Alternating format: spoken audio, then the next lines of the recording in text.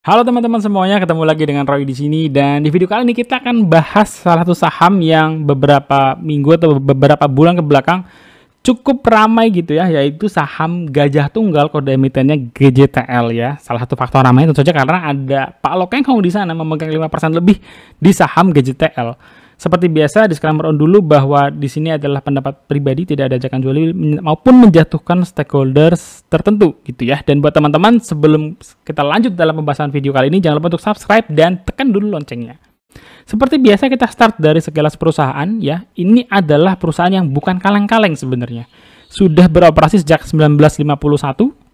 Produsen ban terbesar di Indonesia dan Asia Tenggara, artinya bisa kita katakan dia market leader di bidang ini. Menyediakan banyak jenis ban, mobil, motor, truk, kendaraan besar lainnya, komersial, perkebunan, pertambangan. Jadi secara variasi produknya pun lebih banyak juga, menyeluruh juga gitu ya. Mau butuh ban kecil untuk motor, ban yang gede-gede untuk di area pertambangan, area khusus, mereka bisa provide jenis ban tersebut. GJTL juga sebenarnya dari sisi sisi bisnis cukup menarik karena mereka punya revenue dua kaki. Apa maksudnya? Dia bermain di lokal, marketnya juga cukup baik sebenarnya di lokal, dan di ekspor juga mereka melakukan ekspor terhadap hasil produknya. Ini membuktikan bahwa produk yang dihasilkan bisa compete, bisa bersaing dengan brand-brand lain ya secara worldwide, karena pangsanya mereka juga sudah sampai di luar. Mereka juga digandeng oleh Michelin ya untuk memproduksi kebutuhan dari Michelin. Michelin juga menggenggam saham dari Gajah Tunggal kurang lebih 10% gitu ya. Jadi memang produk yang dihasilkan oleh GJTL itu bisa dikatakan secara quality top lah ya. Produknya bagus dan bersaing. Kalau dari sisi perusahaan, mereka punya beberapa jenis, teman-teman bisa pelajari lanjut. Ada yang PCR, TBR, MC, dan bias gitu ya. Yang mau kita coba perhatikan adalah bahwa dari masing-masing jenis segmen ini ada yang orientasinya ekspor dan ada yang orientasinya lokal gitu ya. Kalau kita lihat sebenarnya cukup berimbang antara yang lokal dengan yang ekspor ya, antara yang biru dengan yang merah. Dan kalau kita perhatikan lagi, salah satu penghasilan terbesar kita itu datangnya dari replacement ya. Jadi bukan beli baru. Makanya ketika saham-saham otomotif rally seperti Auto, DRMA, IMAS, ASI gitu ya, kok GJTL nggak rally padahal mereka menyumbang ban untuk otomotif ya. Sebenarnya kelihatan di sini karena memang yang terbesar menyumbang secara persentase adalah replacement, yang mana sebenarnya kalau kita ngomongin otomotif ya berarti penggunanya ya. Misalkan saya sudah punya motor, saya mau ganti ban. Nah, itulah yang menyumbang persentase terbesar di penjualan ban GJTL. Ini adalah daftar shareholder-nya GJTL ya. Ini ada Michelin 10%, ada Denham PT Ltd penggenggam terbesar dengan 49,5%. Sisanya public shareholder punya 40,5% dan Pak Lo Keng Hong 5,1%. Ya, jadi part of public, beliau punya 5,1% sahamnya GJTL gitu ya. GJTL juga punya satu anak usaha yang sudah melantai di bursa, yaitu Polychem Indonesia gitu ya. Mungkin nanti juga IRC bisa nyusul nih, karena IRC ini salah satu brand yang cukup populer ya di masyarakat kita untuk ban motor. Siapa tahu nanti ke depan IRC akan IPO sendiri. Nah, itu tadi sekilas perusahaan cepat aja. Sekarang kita pindah ke kinerja dan langsung saja bahwa di bagian kinerja itu kita akan meng-highlight bagian atas dulu, di mana kinerja semester 1 2022 dibandingkan 2023 itu malah turun sebenarnya. Dari 8,2 T menjadi 8,1 T ya. Memang didukung oleh pengurangan beban, di mana bebannya menurun 500 miliar ya dari tahun 2022 ke 2023, tetapi ya biasanya emiten yang pendapatannya naik yang emiten yang pendapatannya tidak terlalu naik signifikan atau bahkan turun, tetapi laba bersihnya bisa berbalik begini ya, dari rugi 68 miliar menjadi untung 353 miliar. Biasanya nggak jauh-jauh dari emiten itu jual aset atau emiten itu mengalami yang namanya selisih kurs ya. Dan kalau kita perhatikan di segmen usahanya ya, segmen usaha yang nggak boleh turun oleh GJTL itu adalah ban ya. Mau nggak mau ban ini harus digenjot terus gitu ya. Tapi sayangnya di semester 1 tahun 2023 segmen ban ini mengalami penurunan ya, dari 7,9 triliun di tahun 2022 Oke, angkanya ini turun menjadi 7,8 triliun di tahun 2023. Padahal ini segmen kuncinya dia. Segmen yang lain-lain tuh kecil-kecil lah teman-teman ya. Kain ban, kain sintetik dan lain itu kecil-kecil sumbangsinya. Tetapi bannya itu nggak boleh turun ya. Ini kuncinya GJTL bertahan sebetulnya. Nanti kita bisa pantau lagi sampai akhir tahun ya. Semoga produksi bannya bisa tetap lancar. Nah, kita balik ke tadi, apakah emiten yang pendapatannya turun tapi labanya bisa naik tinggi? Itu kemungkinan nggak jauh-jauh dari jual aset atau selisih kurs. Nah, yang terjadi di GJTL adalah selisih kurs, teman-teman ya, selisih kurs. Ini yang perlu diluruskan. Kenapa? Karena seringkali kalau laba emiten ya di pasar saham itu naik tinggi, seringkali berita-berita yang bermunculan itu setengah-setengah, sepotong-sepotong. GJTL labanya naik tinggi ya, GJTL labanya naik luar biasa. Setelah Pak Lokeng Hong sabar sekian tahun, saham kinerja GJTL membaik ya, gitu-gitulah berita-berita yang sering muncul tanpa ada keterangan lebih lanjut. Nah, sebenarnya teman-teman, untuk emiten seperti GJTL atau INKP ya, yang transaksinya ke luar negeri atau punya utang luar negeri, dibayar dengan USD, maka untung atau rugi kurs itu hal yang biasa ya, hal yang biasa. Kalian akan sering melihat ini kok. Jadi bukan hal yang baru lagi sebetulnya. Nah, terlepas dari itu ya, kalaupun untung kurs ini dihapus, itu masih ada laba kurang lebih 220 miliar yang berarti juga cukup bagus gitu ya. Satu, karena memang di sepanjang tahun 2023 ini ada penurunan bahan baku ya. Kenapa bahan bakunya bisa turun? Ya banyak faktor. Tahun lalu itu batu bara harganya tinggi, kemudian jasa ongkos logistik juga tinggi. Nah, itu kan mempengaruhi harga akhir dari bahan baku tersebut gitu ya, karena biaya tankernya mahal lah dan lain-lain. Nah, untungnya tahun 2023 meskipun pendapatannya dari penjualannya seret ya, turun dikit, tapi harga bahan bakunya turun jauh. Jadi ini cukup menguntungkan juga buat GJTL. Ini kalau kita lihat komparasinya, selisihnya bedanya sekitar 700 miliar ya, jumlah yang cukup signifikan. Nah, kalau kalian memperhatikan mengenai beban, GJTL tuh emiten yang sudah lama juga beban utangnya itu besar ya. Dan kalian akan menemukan ini beban bunga dan keuangan lain-lainnya ya. Ada yang jangka pendek, ada jangka panjang, itu akan terus muncul di laporan keuangan GJTL karena memang utangnya masih cukup besar. Mungkin butuh waktu 3-4 tahun lagi sampai DER-nya bisa 1 atau 1, sekian ya, lebih kecil lagi dibandingkan sekarang di sekitar 1,5 DER-nya. Oke, sekarang kita pindah ke bagian ekuitas. Dimana kalau kita ngomongin ekuitas saham GJTL, kita juga akan menemukan bahwa piutang usahanya GJTL itu besar-besar ya, 3,6 triliun, 3,5 triliun akhir tahun lalu. Dan sebenarnya wajar, karena di GJTL sendiri lancar-lancar saja emiten-emiten yang berpiutang itu berelasi baik dengan GJTL, dan jangka waktunya biasanya tertulis sampai 180 hari tanpa bunga tambahan. Jadi ini tidak ada masalah di bagian ini, aman gitu ya. Yang perlu kita catat sedikit adalah bahwa ada penurunan jumlah kas dari 880 miliar ke 660 miliar di tahun 2023 ya, ada penurunan kas. Tapi kalau kita ngomongin ROE juga masih cukup bagus, ROE-nya ya 4,5%.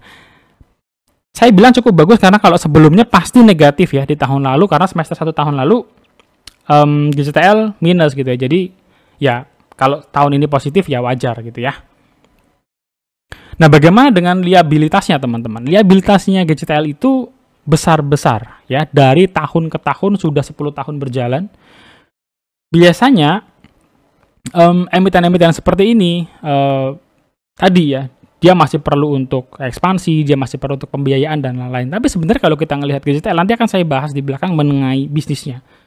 Kita ngelihat bahwa emiten GJTL ini punya utang besar dan pelan-pelan memang sudah mulai diturunkan. Saat ini DER-nya di 1,5 kali dibanding dengan tahun 2019 di mana DER-nya sempat 2 kali. Jadi secara DER meskipun masih gede tapi ada perbaikan ya, ada sisi yang positif di mana DER-nya mengecil dibandingkan 5 tahun sebelumnya. Oke, lanjut kita bahas mengenai valuasinya teman-teman ya. Di mana valuasi kalau kita ngomongin metode itu ada banyak. Saya di sini coba lihat 2 saja. Pertama, kalau kita pakai min PE ya. Min PE itu price earning, artinya harga sekarang akan dilihat dari kemampuan dia mendapatkan earning, mendapatkan labanya. Kalau dari cara ini maka GJTL itu fair price saja. Fair price itu ya harganya memang wajar di sini gitu ya. Tapi kalau kita ngomongin berdasarkan book value per share dan EPS-nya, kita hitung pakai Graham number, maka harga wajarnya adalah 3.110. Bahkan di harga sekarang GJTL itu ya 900, kalau kita ngomongin 1 kali PBV itu berarti sudah 1 bagger teman-teman ya, 1 bagger. Kalau ke harga wajarnya yang berdasarkan Graham number di 3.000-an, berarti dia 2 kali bagger masih. Jadi kalau kita ngelihat hanya book value-nya saja, maka GJTL ini memang benar-benar under value, seperti kesukaannya Pak Lo ya. Pak Lo Keheng itu paling suka kalau saham tuh di murah-murahnya. Kalau ngomongin PBV ya, di 1, di 0,1, 0,2 atau 0,3 PBV-nya gitu ya. Tapi kalau kita ngelihat berdasarkan valuasi, sorry saya minum sebentar. Berdasarkan valuasi kemampuan dia menghasilkan earning, maka ya sebenarnya harga sekarang itu fair-fair aja dia dihargai segitu. Kenapa market menghargai dia segitu? Itu kan pertanyaan yang harus bisa kita cek dan kita jawab lebih lanjut gitu ya. Apalagi kalau kita sebagai shareholder-nya GJTL.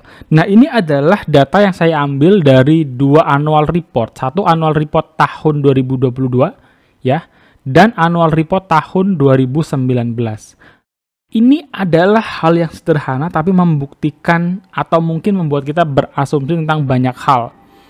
Pertama, teman-teman, GJTL itu di tahun 2018 sampai tahun 2022 tidak ada perbedaan yang signifikan mengenai kapasitas yang terutilisasi. Artinya apa?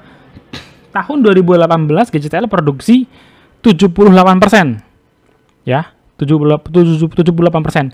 Di tahun 2022 71%. Bukannya naik malah turun, atau di tahun 2021 sama ya.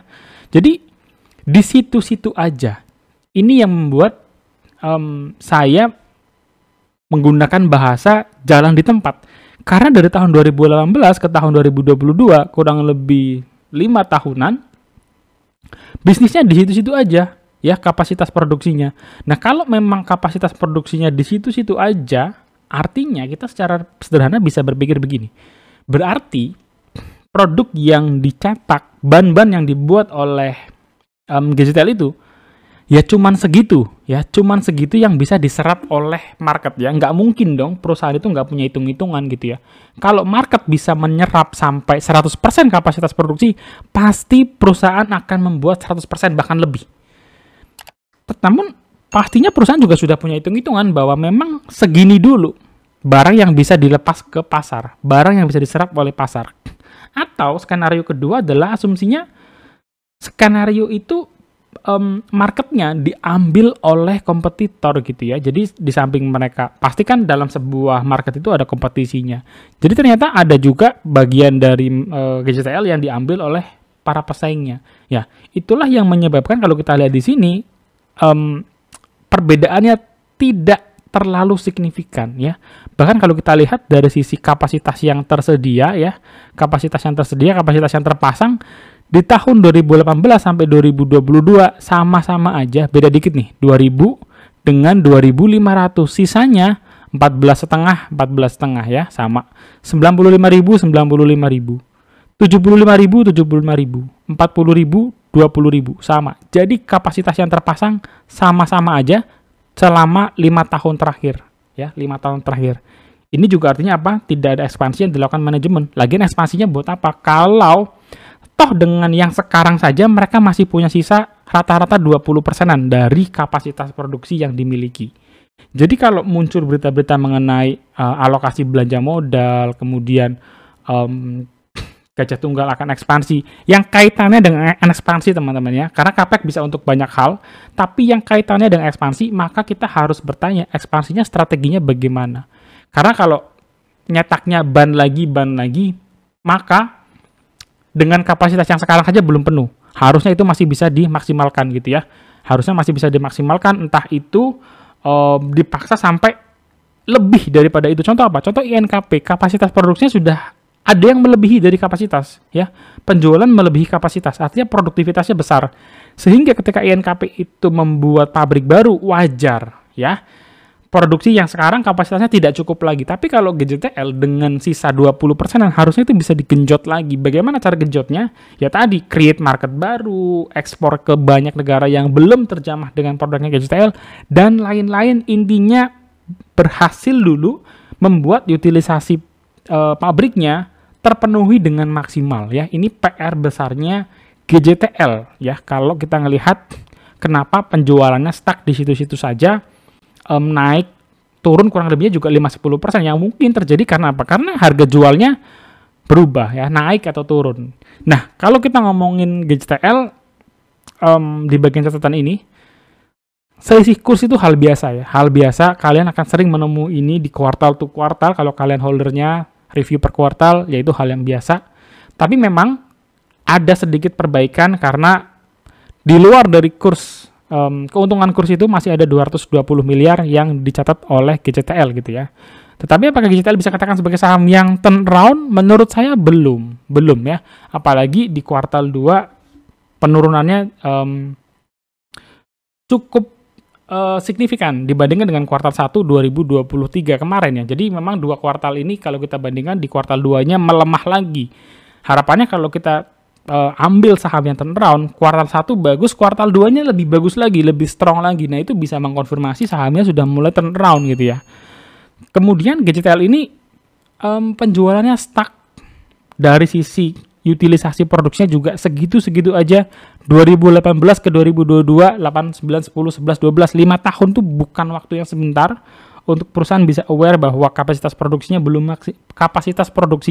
belum dimaksimalkan dengan sempurna gitu ya, belum dimanfaatkan dengan sempurna, masih ada gap sekitar 20% lagi sampai utilisasinya penuh.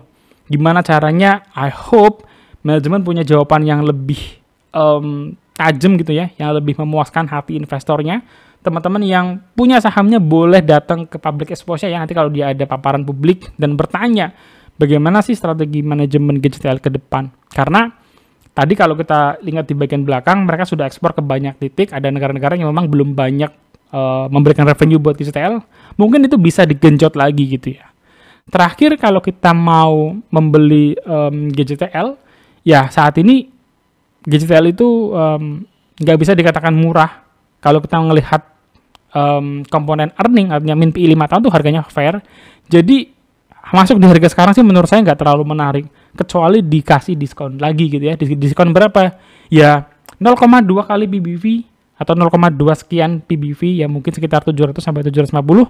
Ya ini bisa jadi titik entry untuk GJTL kalau teman-teman sabar juga untuk nunggu naik. Kenapa perlu sabar? Karena bisnisnya belum terkonfirmasi naik, belum turnaround gitu ya. Dan mungkin bisnis case tadi itu juga yang membuat market masih menghargai valuasi GJTL stuck di situ-situ juga gitu ya.